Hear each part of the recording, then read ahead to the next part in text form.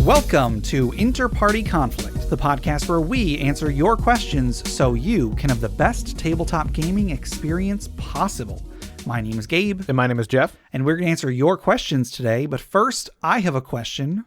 Jeff. Yep. How are you doing today? I'm doing all right. How about yourself? I'm doing pretty good. I've been busy, but, you know.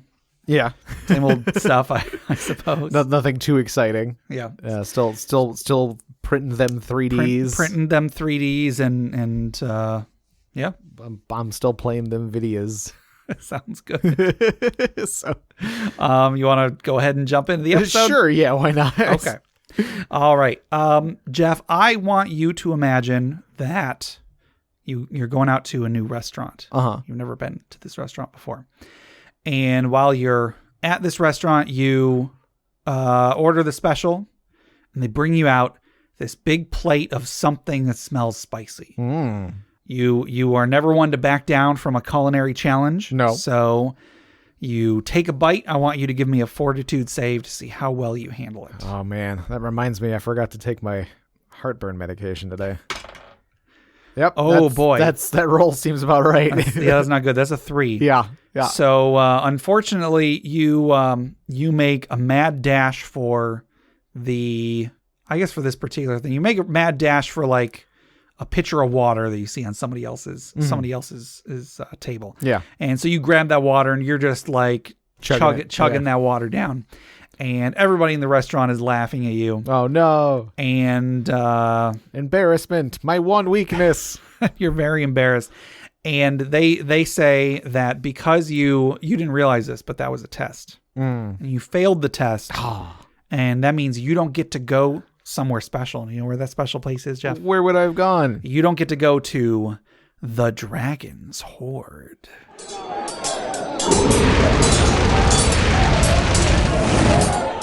So today's magic item was submitted by Sean M. via Facebook.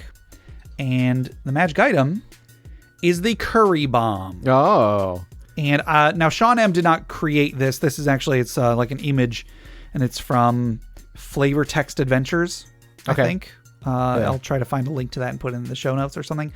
But so this is a magic item. This small bag is filled with delicious, hot, and pungent spices worth 5 gold. Ooh.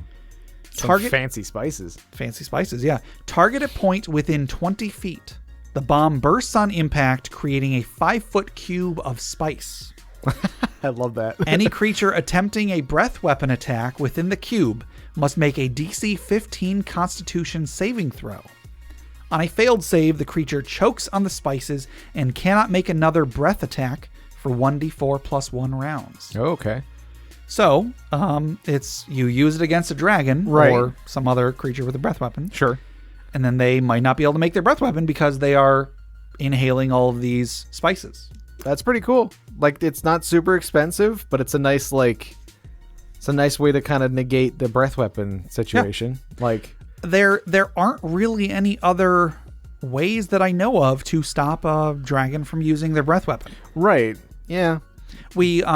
There is a book that is on DM's Guild. The name of it and the name of the writer escapes me at the moment, but it's a book all about called shots in 5th edition D&D. Right. And there is a variant rule in there where if you're fighting a dragon, you can attack its throat.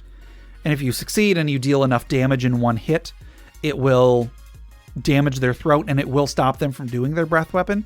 But in turn, it makes their bite attack deal additional damage based on their breath weapon. Right, yeah. So like if they breathe acid, their bite attack now does additional acid damage. Because like their breath weapon got caught in their throat, basically. Something like that, yeah. So that's the only other mechanic that I know of, and that's a fan created thing. Yeah.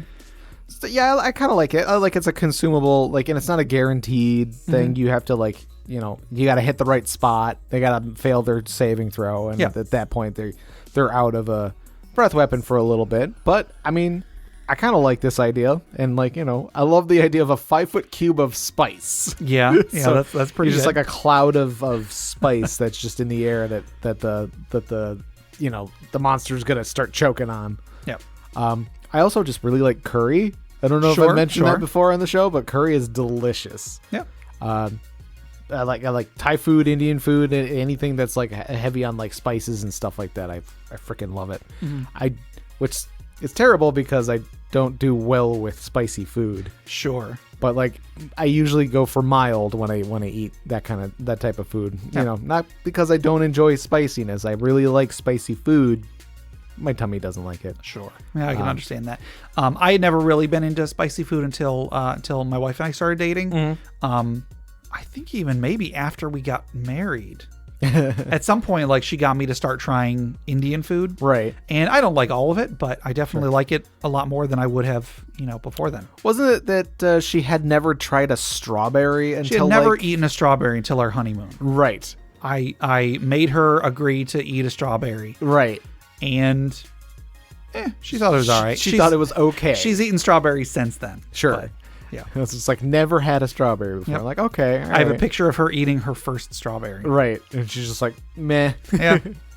I mean, there are meh strawberries. Like some strawberries a good are strawberry. super good. Oh, so good. But some strawberries are not so good. Yeah, like store bought where it's like in that little plastic container thing, and like sometimes they're not quite ripe enough. Yeah.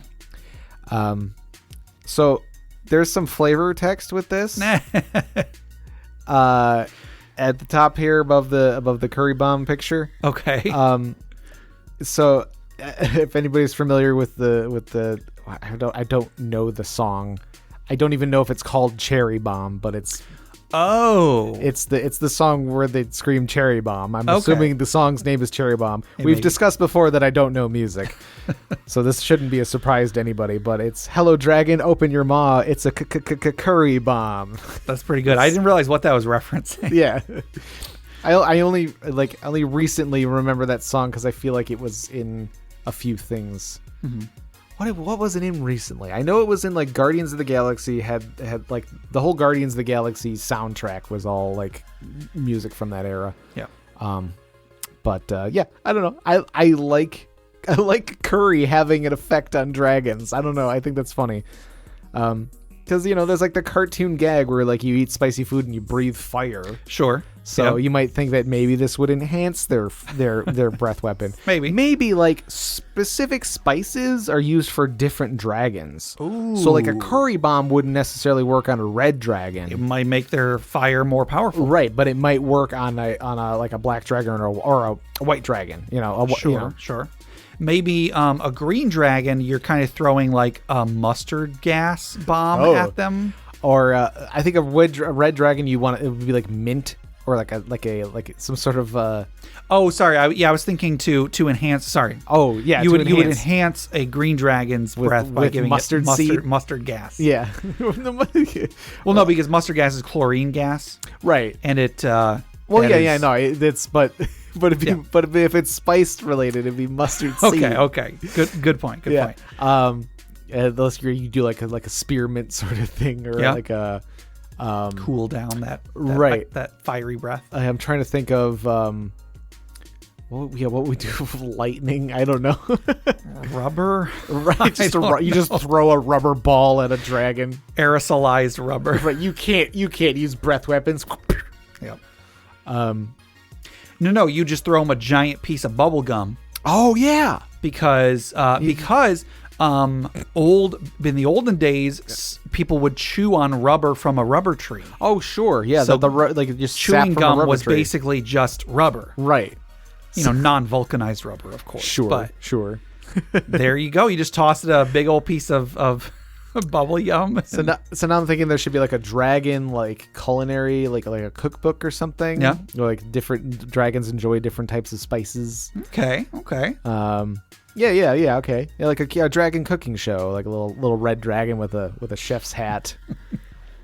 I love it for that image alone. All right. Well, I think that's what we got for the curry bomb here. The curry bomb. Yes. So thank you very much, Sean M, for submitting that that magic item.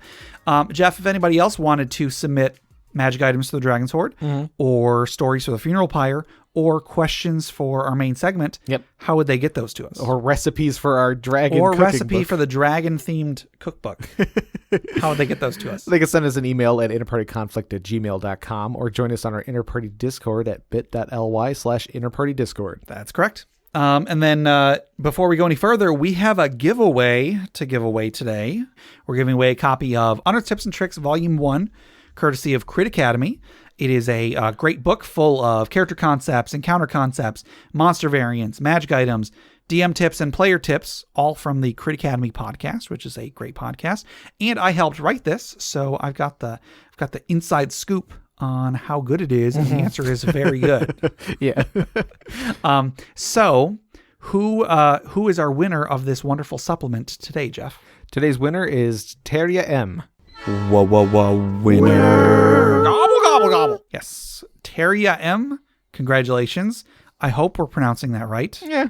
We had to look it up online first, just to be safe. Just to be safe. I feel like it's probably a poor pronunciation, but still in the ballpark. There you go. At least we're not like, hey, Turgy. Turgy, yeah.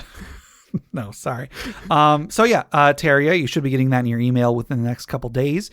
Once you have a chance to read it over, be sure to leave Crit Academy a review on DM's Guild, because the more reviews they have, the more visibility they get, and the more people will buy the product. Yep. And of course, if you have any specific compliments or criticisms, maybe pass those to me as well, because I'm currently working on Crit Academy's Unearthed Tips and Tricks Volume 2. Yeah. So if you get that to me, I might be able to try and influence what goes into Volume 2. Cool. So, but of course, most importantly, get that on DM's Guild or whatever for Crit Academy, so they can get more traffic. Yep. So of course, thank you to Crit Academy for facilitating this wonderful giveaway. And Jeff, if anybody wanted to be like Teria and get this in a future episode, how would they enter the drawing? They can enter by sending us an email at interpartyconflict@gmail.com with unearthed tips and tricks in the subject line. That's correct. And maybe like a cool recipe in the body. Yeah, that would be pretty cool. Yeah, it wouldn't go to the front of the line. We don't do that, but right, yeah, it would be cool. We would appreciate it. Yes. All right. And then I want to thank all of our wonderful patrons for helping make the show happen. For anybody not familiar with Patreon, Patreon is an online platform where you can pledge a certain amount of money per month to the creator of your choice to help them make more stuff and get some cool stuff in return. Ours is at patreon.com/InterPartyConflict. If you go there, we've got some cool rewards. We've got some outtakes. We've got a monthly bonus podcast for our top 2 tiers. We've got our monthly Roll20 game, which should be happening in the next week or so as of this recording. We've got some cool stuff on there, and we've been thinking about adding some more small rewards on here. What I was thinking, Jeff, was I was thinking for the lowest tier, I was thinking that we would add a short little thing where you tell us your name, preferably how to pronounce your name. Sure. And then we will record a short intro for the show where we ask you how you're doing. Oh, yeah, the how you're doing. Yes. Because I've had several people ask if there is some way that they can get a personalized how are they doing. Sure. I remember, sorry, not to put him on blast, but Brandon, who is one of our friends down in Georgia, he was Brandon Dorff, who submitted stuff to the podcast a long time ago. Right. He came to visit. He and some of our other friends came to visit a couple years ago. And when they were over, Brandon came up to me and because I think you were going to be coming over at one point. Sure. He was like, "Can I ask Jeff how he's doing today?" It's like, yeah, sure. So I think it's neat. It is cute that people have latched onto that part of our intro. So for the lowest tier, we will give you a personalized how are you doing today. That's how you doing today. Then I was thinking for the next tier up for that was for the blue tier. For the green tier, I was thinking you can write something for us like a paragraph, and then we will record it for you. Sure. I don't know what you would have us record. Right. Maybe, but you want us to like record your like voicemail or something? Sure. We'll do that for you. I mean, like, I definitely see this sort of thing happen with people who who do talented voice work. Yeah. I don't know if that can, if we can be considered or not. I don't know about that. But I mean, if it's something you're interested in. Yeah. Yeah, if that's something that you enjoy. And of course, each of these will include the previous tier's reward as well. Yeah, of course. And then I was thinking for the top tier, give us a topic, any topic, and we'll talk about it for like 10 minutes. Yeah. And then I guess I haven't decided whether this would be something that would go into the main feed, like maybe the main feed of the podcast, maybe for the Patreon feed. I don't know. Yeah. Maybe that's up for you to decide whether you want it to be, or just something personal for you. Give us a topic. We'll record 10 minutes worth of discussion about it. Yeah. Yeah. We'll probably just leave it up to you as to like, if you want it to only be for you, then we won't share it with everybody. But otherwise, maybe we'll put them all together or something. Yeah. So I guess mainly our patrons, but everybody, let us know what you think of those rewards. Yeah. It's something that's fairly simple for us to do. Yeah, I'm always looking for rewards that will not be ongoing, because ongoing stuff is like that really adds up over time. Yeah. So if it's just like a one and done thing for each of our patrons, yeah, sure. Yeah, we'll do it. It'll be fun. Yeah. So yeah, if you would like to join our Patreon, if you at least want to look at the Patreon and see how it appeals to you, go to patreon.com/InterPartyConflict. Look at the rewards, see if anything catches your eye, and if it looks like something that you would want in return, then think about donating to the show and helping keep the lights on and get some cool stuff in return. Yeah. And then one more quick thing, check out the other podcasts on the Crit Nation Fellowship. Check out Crit Academy at critacademy.com. They are I already mentioned them earlier, but they are a podcast where Justin, Ian, and Brandon create new and reusable content for players and DMs alike. They're a great show. They've got lots of great content on there. We should be on an episode that's coming out pretty soon, so keep your ears out for that. Also, check out Brute Force and Ignorance. They are an actual play podcast on the network, primarily of people from across the Atlantic Ocean. So they're great. Check them out. Also, check out D&D Character Lab. They're no longer making episodes, but Garen and Dan made characters every week and pitted them against each other to debate whose characters were better. Enough all the preamble. Let's get into this episode, Jeff. Our first question comes from Sean M. on Facebook, and they ask, how do you handle it when players get details wrong?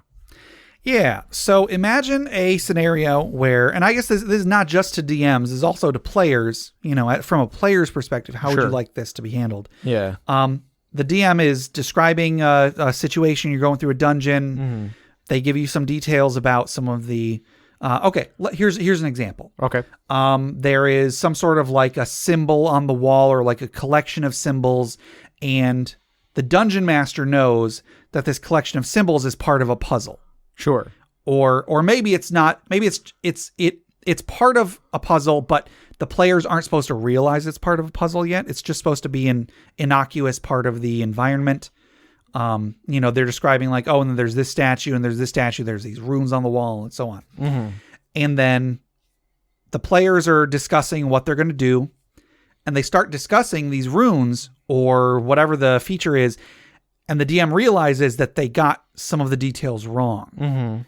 And the details they got wrong are going to hinder them from figuring out the puzzle. Sure. Or if they're not supposed to realize that there is something to do there, them getting the details wrong might mean they are less likely to investigate it further. Sure. As the dungeon master, do you interrupt them and say, oh, no, here's the correct details, right, which might clue them into there being something more there that they didn't realize? Or do you just let them go on discussing it however they will, getting the details wrong, and then eventually possibly leading to them not going to where they're not getting to where they're supposed to get to, or to them not solving the puzzle because they got the details wrong? See, this is really tricky from the perspective of the players. If they misheard it, or if they're getting the details wrong somehow and the DM doesn't correct them, they can sometimes feel like they've been cheated. Yeah. Because if it's like a visual thing, it's like, okay, there's a rune that looks like a dragon. Sure. But somebody misheard it, or the DM like described it more specifically, like, oh, it's got wings, and like, they made it like, clear that it was a dragon, but not definitely a dragon, or maybe like the player misheard it or wasn't paying full attention. Yeah. And all they heard was wings. So they just think, okay, it's a symbol of wings. What could that possibly mean? Okay, bird wings maybe. And like they think of they might be thinking of something completely different. So they'll try and solve this puzzle based on what they thought they heard. And the DM will be like, nope, that doesn't work. And they'll be like, why? It makes perfect sense. Mm-hmm. And it's like, well, maybe you missed something. Maybe you missed an important detail about it. And then eventually it comes out like, okay, no, this is obviously a picture of a dragon. It's like, well, why didn't you just say that? Like, why didn't, like, I was looking at that, like my character's looking at the rune. Just because the player misheard it doesn't mean my character wouldn't know what it is. Like they've seen a dragon before. They know what a rune is. Like, so I can see that as being like feeling sort of lied to and cheated by the DM just to make a puzzle last longer. Yeah. Because so if a player gets a detail wrong and it's something that if they're trying to work through a puzzle or whatever, if it's a type of situation where if you correct them, then you'll basically be giving away the answer. Yeah. As the DM, it can very much be tempting to just let them continue on. Right. But then you run the risk of 20 minutes of table time going by that is completely wasted because of a simple miscommunication. Sure. I could definitely see a player feeling cheated when it's like at any point, Dungeon Master, at any point, you could have corrected us and saved us this 20 minutes. Maybe it was longer than 20 minutes. Maybe they spent the whole session arguing over this puzzle that they didn't have the correct pieces for because they misheard something, or maybe the Dungeon Master said it wrong. Right. Who knows? Whoever's at fault is kind of irrelevant. Like, do you let them figure it out on their own and realize that they made a mistake? Yeah. Maybe they will, maybe they won't realize it. Or do you sacrifice the puzzle in return for in exchange for them not wasting the entire session on a lost cause? Right. It's because no one likes to be made a fool of. Yeah. So when you work hard to solve a puzzle just to realize that you were given the wrong piece, sure, you feel like a fool. You're like, well, and like, especially if it's like a big discussion at the table, maybe one person heard the detail right, but everybody else didn't. And so that person's fighting for that. Yeah. And everybody else is fighting against it. And then there's like, there's a 20-minute argument about how to solve the puzzle just to find out that the details were just misunderstood. Everybody's going to be upset about it. It's like, okay, well, now I just look like a jerk because I argued for a half an hour about a picture of a dragon. Sure. With my friends that I came here to have fun with, and now we're upset at each other because there was a misunderstanding. Like, I feel like it can lead to more. I feel like you got to be careful when not correcting missed details. And also, like, I don't want to be the dungeon master that won't let the players figure things out on their own and keeps nudging them in the right direction. Yeah. Maybe their thought process would eventually lead them to the right answer. Yeah. Maybe at some point one of them would have been like, wait a minute, this doesn't work. Let's go look at that thing again. Mm-hmm. And then they'll be the ones that feel good about themselves because they'll realize, oh, we made a mistake. Here's the actual thing. Let's work it out for real now. Right. And I don't want to be Navi the fairy who's constantly like, oh, you should go this direction. Right. Oh, you spent 5 minutes talking about it. Go this direction. I don't want to do that. Yeah. But I don't know if they are going to figure it out on their own. Maybe they'll keep going in the wrong direction for, the entire session. Yeah. I was thinking maybe you could throw in, like, if you notice that they missed a detail, you could throw in like a check. Yeah. Because like usually when a check happens out of nowhere, that's sort of like the player metagames and realizes, oh, something's up. Yeah. So that's kind of it's sort of a halfway of letting them figure it out on their own and also a halfway of telling them something's up.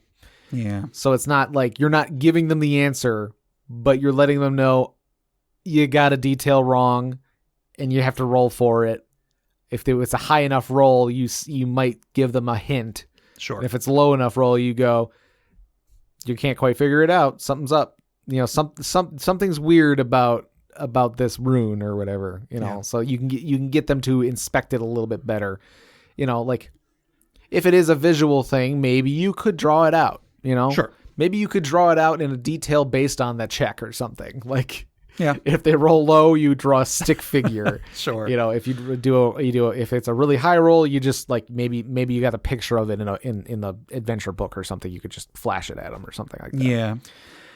I would probably say in general, as a dungeon master, you should probably lean more towards making it easier for the players. I know that it might rob them of figuring out the thing on their own. There's so many more opportunities to add challenge. It's just so risky to create like a lot of, I don't know, distrust and anger, I guess. Yeah.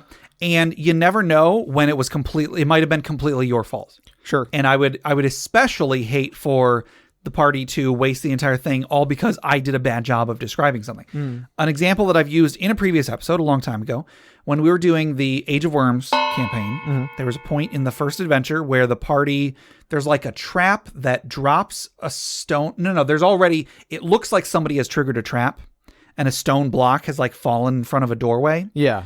And the player, the actual trap, spoilers for the first adventure of the Age of Worms.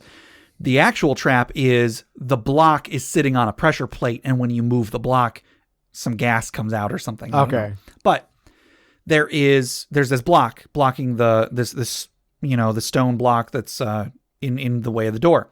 And the players are supposed to just push it out of the way, but it's a very difficult check. It's like a DC in third edition, it was like a DC 20 or maybe like a slightly above a 20. Okay. When we were running this for the first time, you guys were all aiding one another to try and push this thing over. And I knew that you guys had to roll like an 18 or higher in order to succeed, but it was possible. Right. And there was a point where you guys rolled like a 17 or something and it failed. And in my mind, I was thinking, yeah, they just need to keep trying. If they just try a couple more times, they'll get it. But I think Jay, the player, took that to mean, oh, this is beyond our power. We rolled a 17 and failed. So this must be just too heavy for us. Sure. Let's try something else. Yeah. And I was getting frustrated because like, no, you could have just kept trying. But then that's because I didn't realize I hadn't done enough work to illustrate what progress they were making. Right. Yeah. If I had said, oh, you just barely didn't push it over. It started to go just a little bit, but didn't make it. Right. Then that would have solved several minutes. Another example, actually, from the same adventure. There was a point where there were these pegs on the wall. I've talked about this too. Yeah, I think so. And Jay, misunderstanding what those pegs were, possibly because I had described it wrong, I don't remember. He spent like 10 minutes of in-game, of at the table time, describing a pulley system he was making with like a stick and a rope and so on. And at any point, I could have been like, Jay, what's this for? What are you doing? But I didn't. I just let him keep going. Right. And then it was after he spent all of this time describing this thing that I was like, Jay, it's just a peg on the wall. What are you doing? And that was probably not fair to him. I probably should have stopped him and said, well, hang on a minute. What are you doing? And then if he was doing something valid, okay, let him do it. Right. If not, been like, oh, sorry, I described that wrong. That's sure. not a switch. That's a peg. Right. Or whatever. Yeah. Like, yeah. The way that you described it might have made it seem like it was like a lever or something that was high up on the wall. And so he was trying to be able to reach it and pull it. I don't know. Yeah. So, yeah. If it's something that's going to like, eat up a bunch of time because of like a misunderstanding or mishearing something or misremembering something. Yeah. Like there's the whole thing of like, you described something a session ago and because nobody wrote it down. Yeah. Then you can't go on with the adventure because you don't want to reread a description. Let me give you another scenario. And this is I'm gonna make up like a TV related scenario. Okay. Imagine you're watching a TV show, a serialized TV show, where there's some sort of like the episode is going to be like a murder mystery or something. You know, there's some sort of somebody's been killed or whatever, and the episode is going to be them, the main characters trying to figure out who it is. But when you start the episode, there's like a previously on whatever. Right. And it shows a scene with this character that hasn't been around for like 3 seasons. Right. And you're like, why was that character there? And then it turns out they're the killer. Right. You will, whether you've pieced it together or not, you will have been clued in beforehand that it was this other character because the show insisted on showing you who that character was so that the viewer would be reminded of who that character was so that it don't just come out of nowhere. Yeah. Yeah, the previously ons you know, have gotten pretty bad. Yeah. Where it very much is like, like there's a character that hasn't been there for several episodes at all. And then maybe they died. Maybe you thought that they died. Right. Yeah. Yeah. It'll show their death or something. And so it's like, well, that person's obviously coming back this episode. Right. Like they wouldn't put it in there otherwise. Yeah. Like it's like, I feel like that's gotten bad over the years. But you got to ask the question, who's the target audience? Right. Is it the person who has seen every episode, or is it the person who might have watched a little bit a long time ago and then is tuning back in? Maybe they don't know who that character is. Right. Maybe, you know, some people might need that little bit. Is it better to include the details for the people who might have missed it? Or should you leave it? Should you, should you trust your audience to be able to put it together even though they don't have all of the information in that episode? I feel like because we live in the era of binge watching, of streaming, like I feel like that previously thing happens more often in bingeable shows. Oh, okay. But it shouldn't have to because you can binge stuff now. Like the whole series is available on your streaming service. You can go back and watch the whole thing if you want to. You know, maybe your friend says, "Oh, this show's great. You should watch it. The new episode's coming out this week or whatever." Like you're like, "Oh, okay. Maybe this weekend I'll binge watch the show." Like if I get through the first like 3 episodes and don't like it, then I'm not even going to watch the new one anyway. You know, otherwise you'll sit there and watch the whole thing. So like you'll have had the previously on experience because you watched the whole thing. Sure. I think we're off track though. a little bit. But not like, I don't know. 'Cause like if it's something that you would not have forgotten if you were that character in that moment, but because you played it, it was a session ago and you've forgotten it. Yeah. Like I feel like I feel like it can be a cheap trick it's like a cheap trick for a DM to use to make the puzzle or something more difficult. Okay. Like it can feel like a cheap trick sometimes. Yeah. And it's like, well, why don't you just tell me what you described a second ago? Yes, I wasn't paying attention, but guess what? We all have phones and they all go off and like, sure. I have to pay attention to, another thing. I'm sorry. What did you say? Yeah. That kind of, I don't know. Like, it does kind of ruin the moment to have to like repeat a thing. But I feel like the problems that can arise from just mishearing something. Yeah. It's too risky. I think it's too risky for it to go bad. Sure. And I guess there are different versions of this. There might be some scenarios where it is perfectly fine to just let the players, go the wrong way. Yeah. If it's like, oh, there's 3 paths and they got a clue as to which path was the right one. Yeah.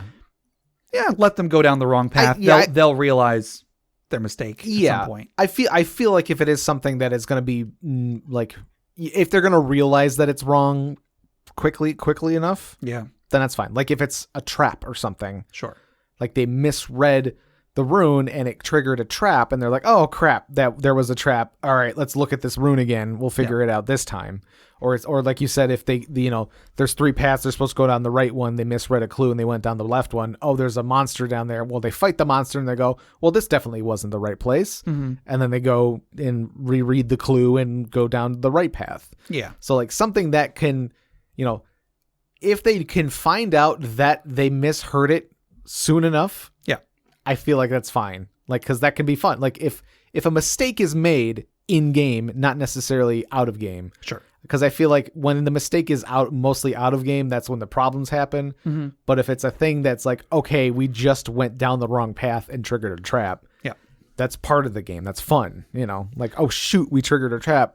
Let's figure out how to get out of the trap and then go on and find the right path. Yeah. I would say maybe pay attention to your party. If there's a point where any of the players starts to realize like, wait a minute, is this the way we were supposed to go? If any player like gives some sort of a verbal indication that maybe they're thinking that they might have gotten some of the details wrong, immediately give them some sort of a check to recall the correct information. Yeah. And if they fail, all right, let them continue on until something similar happens again. Sure. If it's, maybe if one of the players doesn't have one of those verbal moments, maybe set an amount of time. If like 5 minutes pass with absolutely no progress, pick a random person, have them pick the person with the lowest intelligence and have them roll an intelligence check. Okay. Because they're the least likely to make it. But if they do, then sure, they remember it. If they fail, okay, wait a few more minutes, then have the next highest. Or maybe you want to have the smartest. I don't know. Right. Whatever the case. So have some sort of a intention of getting them on the right track if it seems like it's not going to happen otherwise. Because, you don't want the entire session to be wasted with everybody just soldiering on in the wrong way. So, but I really wouldn't want to just like stop them immediately and be like, no, that's not, let them make some mistakes on their own. Right. Yeah. Because you definitely you don't want to be hand holding the whole time. Yeah. You don't want to give away everything. But I mean, I just feel like if it's like text that you read out from an adventure book, and it's a descriptive text and they mishear it. Yeah. Like, I don't know. Like, it's one of those things where I would add, if I misheard it, if I felt like I misheard it, I'd ask for the DM to repeat it. Yeah. And if the DM says no, what do you do then? I feel like this is the extreme of this situation where it's like, if you mishear what the DM said and you ask them to repeat themselves and they say no, what do you do about that? I don't know. Because they might argue with well, that was basically your perception check is you paying attention to my description. If you misheard me, then your character mistook something for something else. Right. I have played with DMs that they do it. If you got it wrong, that means your character got it wrong too. Yeah. It's and again, it's I described that last session. If you don't remember it, your character doesn't remember it, and therefore it's for my character, it's been 6 seconds. Yeah. For me, it's been 24 hours. Please give me a chance. Also, I'm a person with a whole life outside of this dungeon. Yeah. I worked overtime yesterday. Yeah. Or something like that. So I'm thinking of that extreme when it comes to this scenario. There are DMs who do that, who they're very particular about information that they give. DMs be nice to your players, I guess what I'm trying to say. In general, try to your characters, your players better than we do, but try to do whatever you think will result in the smoothest game possible. Smoothest and least frustrating game possible. Right. I don't think there is a good, simple answer for this. Right. I wish there was. Yeah. But in some cases, you're going to want to tell them and stop them, save them from unnecessary frustration and difficulty. Sometimes you want to just let them make mistakes. And hey, if they got it wrong, they got it wrong. Yeah. Also, just keep in mind that sometimes the mistake was on your end. You might not realize that it was on your end. Sometimes it was. And so you don't want to stick it to them and make they make that mistake when, oh, wait, I was the one who made the mistake. Yeah. So I don't think there is a good answer, but this is definitely a very frustrating thing because it's you've got this one little detail wrong and I want to tell you so you're on the right track, but I don't want to give the answer away. Yeah. It's just, but people can make bold moves based on information and then end up using a very rare resource or hurting their character or killing their character or something. That's what like I hate, when they're like, okay, I'm going to use this one-use magic item to solve this thing. It's like, oh, you're only doing that because you got you weren't listening. But I mean, the DM might not know that they weren't listening. Yeah, they might be like, oh, where are they going with this? This could be interesting. And then they use this magic item to, like, I don't know, create a bagel. And and there's like, wait, what's the bagel for? And they're like, well, obviously the rat. No, I didn't say rat. I said Matt. Oh, well, I didn't want to use that spell. Oh, too bad. Yeah. In that, if you find yourself in that case, honest mistake, they didn't do the thing. They didn't do that incredibly out of place thing. Right. Yeah. Yeah.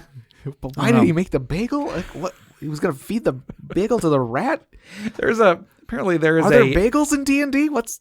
There's an FMV adventure game where, in order to solve one of the puzzles, you have to let your pet rat free. It will scurry under a couch where there's like somebody lost their wallet, and then you have to like dangle a chocolate bar in front of the couch so that the rat will bring the wallet out from under the couch and trade you for the candy bar. I don't know. Anyway.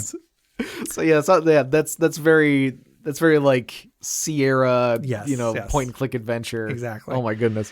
So I don't think there is a better answer than that. No. Sometimes you got to do one, sometimes you got to do the other. Yeah. It's frustrating no matter what. I feel like the safe bet is to correct. If you really just want to play it safe, just correct as soon as possible. It might make for a less interesting encounter or trap or something, but at the very if you're just not sure about it, I feel like that's if you're gonna have a go-to, sure, that'll be it. But. Very, very rarely have I ever felt that puzzle was too easy or that dungeon was too simple.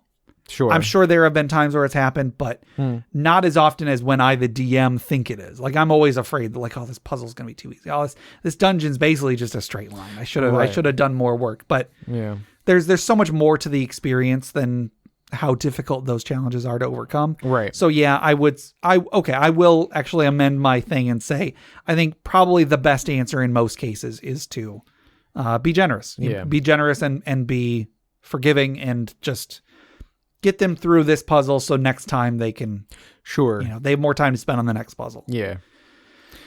All right. I think that'll do it for our regular questions. I mean, the last couple episodes we've had, kind of some meaty questions that I think have had quite a bit of discussion. For sure. Our last social media discussion question was paper character sheets versus digital ones. Your thoughts? And you had a response that one of our listeners felt strongly about. Yeah. So, because I said that what I do is I have an app on my phone that basically lets you build a character in 5th edition rules. It kind of has all the rules written in the app, so all I got to do is just like choose what race, and then use the point buy system, and then I can choose the class and level it up, and it kind of automatically does all this stuff for me. Yeah. I mean, I think you have to manually fill in like spells and things. Okay. And some of the text of the rules is a bit off, so I usually have to double check stuff in the player's handbook. Okay. Because the way that the app describes like monk AC and barbarian AC makes it sound like it can stack, but they can't. Okay. Anyway, so I use this app, and then I kind of do a rough go of the character in the app, and then I get all like the stats and everything, and then if I like the way that it turns out and I'm going to use it in an adventure, I'll just transfer it to a character sheet and then put more details in that way. Okay. So one of our listeners got very upset about this. Just the fact that you were using a smartphone instead of a tablet or a laptop, it's just an app on my phone, I guess. I was like, what? I'm sorry I upset somebody. I promise I put it on an actual sheet in most cases. Yeah. Sometimes it'll be like at the first session, I'm like, oh shoot. And then like, I'll be like copying over the character or something like that. But you do you. But I do prefer it. Like when I'm actually playing, I prefer it on the paper because then it's just there. I don't have to worry about turning my phone on and all that. Yeah. We actually got quite a few responses to this one. On Facebook, Kyle S., which I don't think has ever, I think this is his first time replying, said, all right, time for some honesty. I've only been playing D&D a few months, and I exclusively use D&D Beyond. Furthermore, I'm not confident that I'd even be able to properly fill out a character sheet, a paper character sheet, although I do print one out each session in case the internet goes down. I know many old school players will lament the hard truth that many newer players prefer digital to paper, but that's the way the world is progressing. We moved on from ink and quills to ribbons and typewriters to laptops and smartphones. Yeah. I'm sure one day in the near future I'll be complaining that D&D players have it too easy with their neural implants and VR dungeons. And those future players will turn to me, roll their eye implants and say, okay, millennial. Very good. That's pretty good. Yeah. Like, just for, I think I might have mentioned this last time, but like I used to make my own. No, you talked about how digital is the only way to go. Smartphone all the way. As soon as VR is the way to go, you're going to throw away your smartphone. You said all this. No, it's Jeff. like back beep boop. You said beep boop in there a lot of times too. That's true. No, back in I think when I played like second edition or whatever with Steve, like I made my own little like character booklet. It was made out of like this giant construction paper thing that I would fold in half and take a ruler and make out little sections for equipment and stuff like that. I'm old school. I'm cool. I'm hip.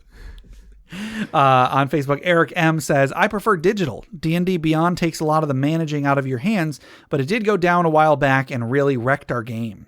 Since then, I have printed and ran both from time to time, and I'm about equally split on what's better for me. So there you go. There are advantages and disadvantages to both. Ryan P says, I like to create my characters using Fight Club 5, but I've taken to transferring the information into a book or character sheet as tablets and phones at the table are distracting.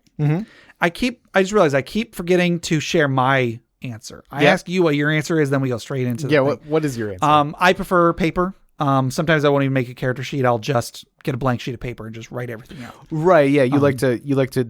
I like to customize stuff, and you like to do it on a blank paper so you can kind of check off what you're putting on. I know that I've done everything because it's not if it's not on the sheet, I didn't do it. Right. Sure. So just my own personal thing. Tommy D says paper, mostly because I'm old, but also because I like streamlined info in games. If there is ever a new player, I don't want them to get information overload, and they can be updated as needed. And I will definitely agree that digital sheets are better for newer players because everything is the info is all right there. If they need to fill something out, it can direct them to exactly what they need to fill out. Yeah.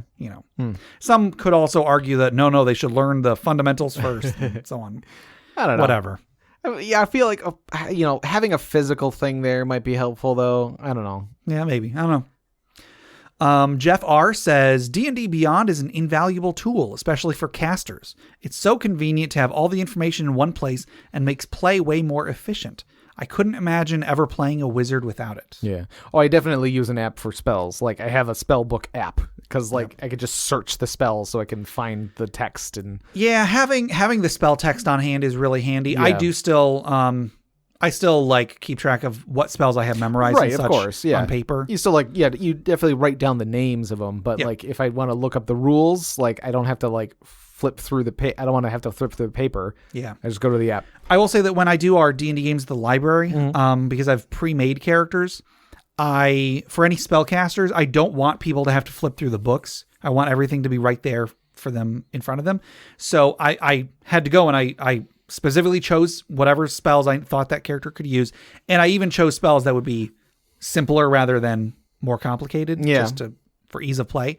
And I wrote out all of the relevant text for each and every spell. They're only level 2 or 3, so it's not a crazy. ton, but still, it was a lot of writing, especially for warlocks who get 1 billion cantrips. That's true, yeah. So anyway, Alex S. says, I love the more purple, more better automated sheets, but I usually print them for use in session. My laptop would probably die before my character if I tried to use it digitally. Okay. That makes sense. Teria, actually, who won the drawing today, Teria M says both. I use D&D Beyond, but also print the sheet.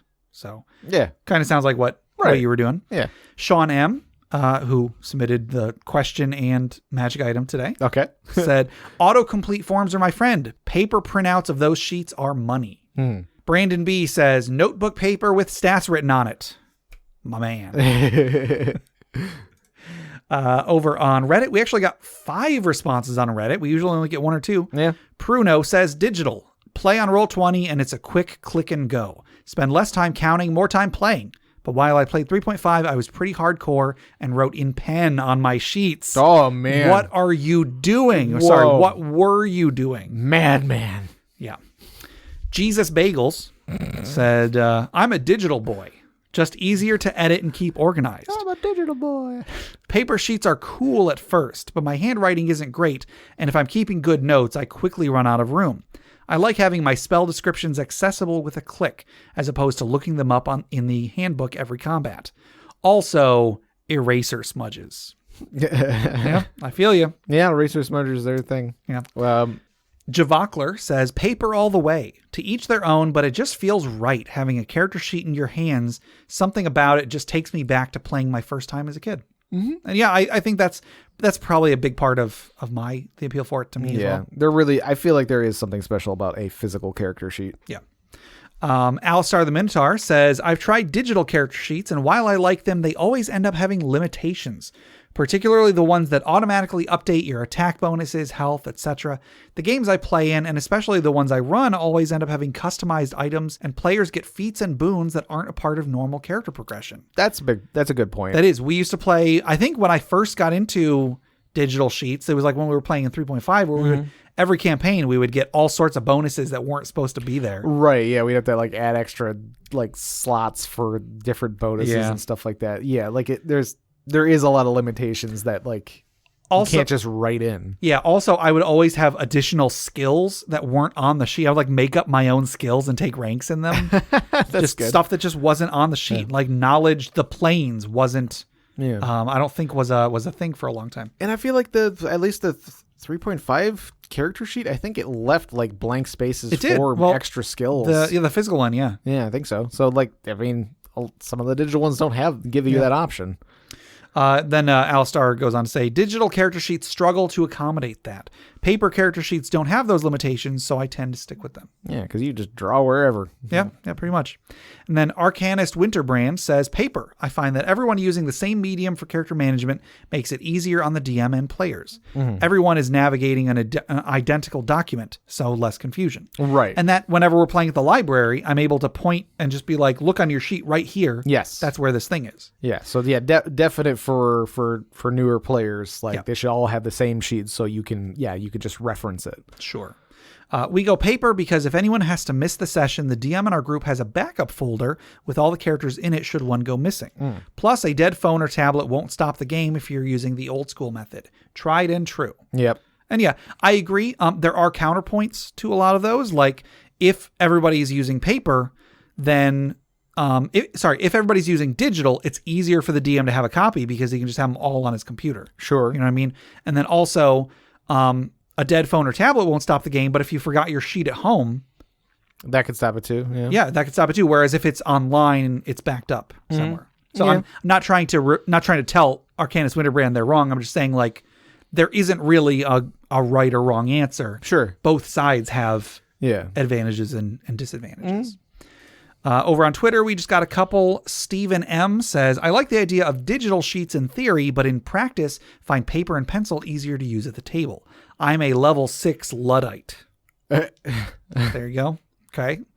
Kara Karn says, I actually like both. Just like with a book, nothing beats the feel of having a physical one in your hands. However, the OCD side of me loves how clean a digital sheet looks. I'll probably use both, just update a digital copy after every play session and print it out. And Crit Academy says, D&D Beyond is just too darn convenient. Digital all the way. I have different feelings about D&D Beyond. Anyway. I mean, didn't we have a whole episode on D&D Beyond? We did.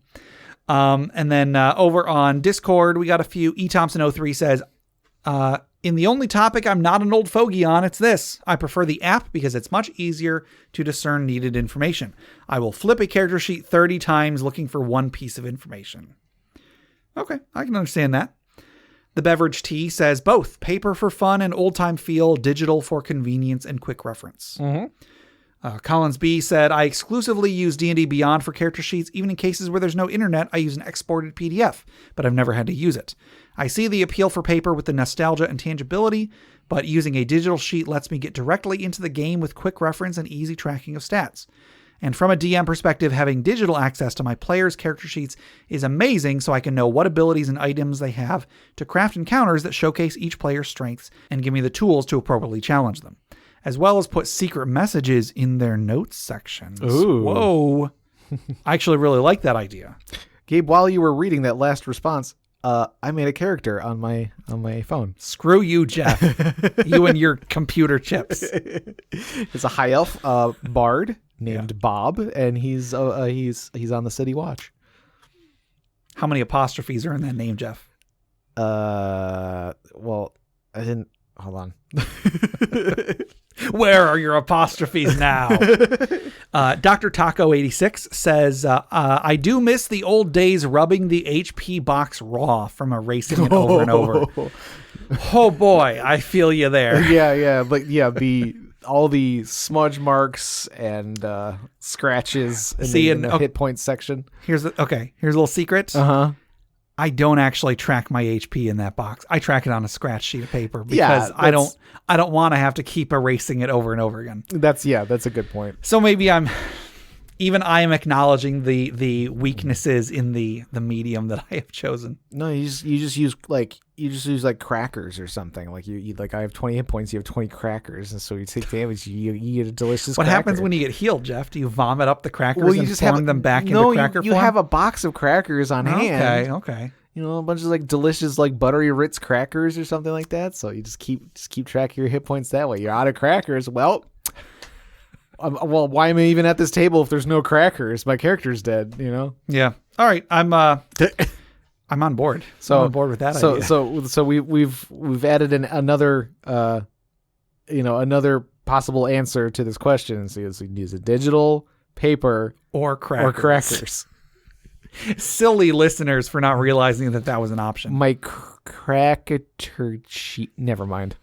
You want to try that again? My cracker sheet. Not everything has to be a portmanteau. God dang it. All right. We got a few more. I'm just going to read one more. Peace Ray Pancake says, I prefer the paper version as I personally have a harder time locating important information on the digital versions. Though, to be frank, D&D and Pendragon work okay in digital form. But the Zweihander one we used was a nightmare, even with the added bonus of being able to just click hit and it rolling all necessary dice automatically. I've never used a character sheet that does that. Sure. That is really cool. But it sounds like there were a lot of other issues that made it not worth it. Yeah. So, yeah. I feel like the ones that try to be too automated can have a lot of hiccups. Sure. So that was last social media question. The next social media question was actually suggested by one of our listeners, Jason E. He suggested specifically a social media question. If you could have one D&D monster as a pet, and this is assuming it is trained like a pet and will not be overtly dangerous, what would you want? When I read this, one immediately popped into my head. What was it? Blink Dog. Yeah, I feel like it's a dog that can teleport and talks. Wait, would you say that immediately blinked into your head? I would now. Yeah. But yeah, no, it's an intelligent dog that can teleport. Yeah, and they're like cat of good or something. Yeah, they're good boys. They're good boys. They're good boys. I'm not really a dog person, but I would take one that could talk and teleport. I love poppers. Yeah. Yeah. I feel like that's a good bet. I mean, when it comes to monsters, one of the ones that always comes in my head is an Otyugh. Yeah.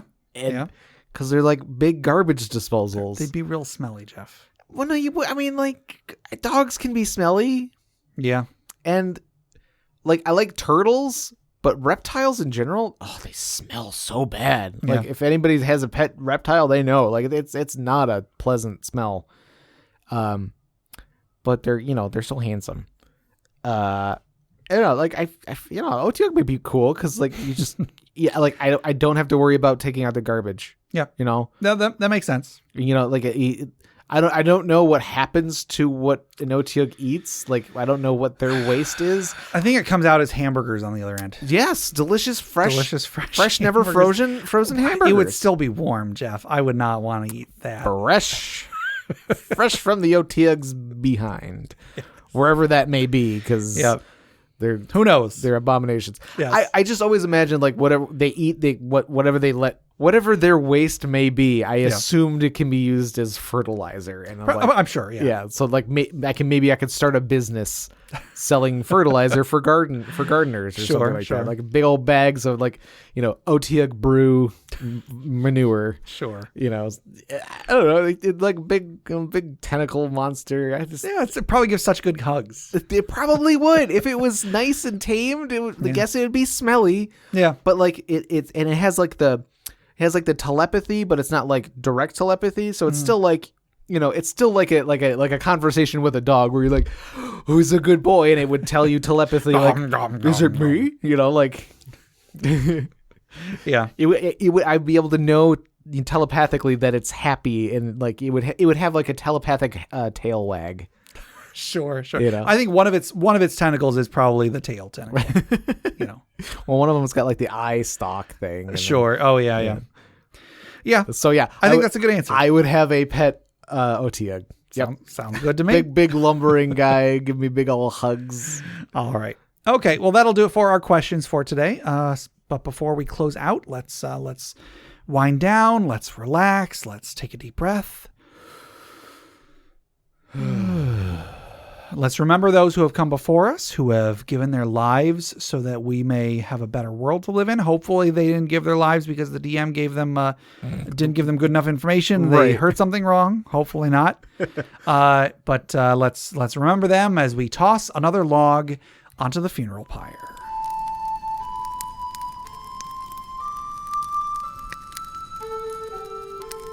Today's funeral pyre was submitted by Eratome1 on Reddit, and their story goes as follows. My dragonborn vengeance paladin of Bahamut engaged in the event known as the Tyranny of Dragons, in which the cult of the dragon tried to bring Tiamat into our world. Our party reaches the Well of Dragons only for Tiamat to reveal that she has been the one whispering and guiding Draken the whole time, promising him the power to exact his revenge upon the undead he swore his oath upon. Draken turned upon his party until... There's a lot of upons in here. Draken turned on his party until the war cleric broke through to Draken, and, in a moment of clarity, the Dragonborn sacrificed himself to interrupt the ritual and seal Tiamat's prison once again. Ooh. So yeah, there you go. Yeah. The brave Draken sacrificed himself to save everybody else. So let's raise a glass in memory of Draken, who reminds us Tiamat's bad news. Yeah. Everybody. Clink. All right, that'll do it for today. To submit questions for us to discuss, items for the Dragon's Hoard, or stories for the funeral pyre, please email us at interpartyconflict@gmail.com. For show notes, links to media mentioned on the show, and running lists of questions and magic items, go to interpartyconflict.com. Join the discussion on social media. Find us on Facebook. We've got a subreddit on Reddit. You can find us on our Discord at bit.ly/interpartydiscord, or on Twitter at InPartyConflict for our weekly social media questions. And if you answer them, your answers might end up on the show. Find us on the podcatcher of your choice. We're on iTunes, Google Play Music, Stitcher, YouTube, anywhere you get podcasts. Please leave us a rating or review, subscribe to us, or just tell a friend. Word of mouth is one of the best ways to advertise, so we would really appreciate that. And if you want to contribute to the show monetarily, check out the rewards at patreon.com/interpartyconflict. We have a few different tiers, so anything you can spare, even $1 a month, would go towards making the show better, and you'll get bonus content for it. Jeff, tell us about FriendQuest. FriendQuest is a YouTube channel where we play video games. Yes. Speaking of video games, check out my side project, the Arcade Memories Podcast. If you have anything you'd like to submit to it, you can send that to arcadememoriespodcast@gmail.com. Also, head over to bit.ly/interpartyconflict to take a short survey about our show. what you like, what you don't like, etc. And just for taking it, you'll get 2 free printable board games courtesy of Mary and Tom over at hollandspiel.com. And our music is made by Boxcat Games from Nameless the Hacker's RPG. So, Jeff, until next time... Gabe, I think you misheard me 3 years ago. I said let's climb up a ship's mast. Oh, no!